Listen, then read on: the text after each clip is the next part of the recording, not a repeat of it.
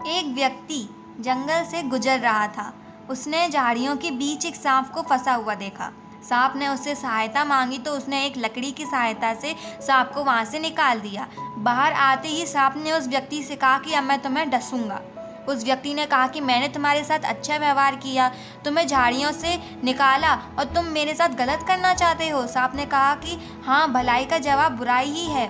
उस आदमी ने कहा कि चलो किसी से फैसला कराते हैं। चलते चलते एक गाय के पास पहुंचे और उसको सारी बात बताकर फैसला पूछा तो उसने भी कहा कि वाकई भलाई का जवाब बुराई ही है, क्योंकि जब मैं जवान थी और दूध देती थी तो मेरा मालिक मेरा ख्याल रखता था और चारा पानी समय पर देता था, लेकिन अब मैं बूढ़ी हो गई तो उसने भी ख्याल रखना छोड़ दिया। यह सुनकर सांप ने कहा कि अब तो मैं डसूंगा। उस आदमी ने कहा कि एक और फैसला लेते हैं। सांप मान गया और उसने एक गधे से फैसला करवाया। गधे ने भी यही कहा कि भलाई का जवाब बुराई है, क्योंकि जब तक मेरे अंदर दम था और मैं अपने मालिक के काम आता रहा था, जैसे ही मैं बूढ़ा हुआ उसने मुझे भगा दिया।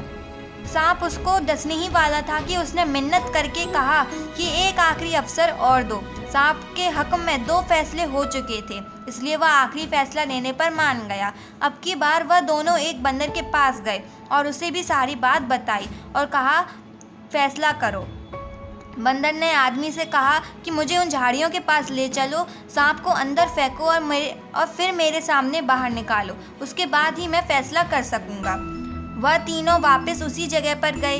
उस आदमी ने सांप को झाड़ियों में फेंक दिया और फिर बाहर निकालने ही लगा था कि बंदर ने मना कर दिया और कहा कि उसके साथ भलाई मत करो, ये भलाई के काबिल नहीं है।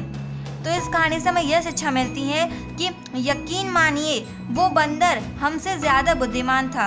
हमको एक ही तरह के सांप बार बार भिन्न भिन्न नामों और तरीक़ों से डसते हैं, लेकिन हमें ख्याल ही नहीं आता कि ये सांप हैं। उनके साथ भलाई करना अपने आप को कठिनाइयों में डालने के बराबर है।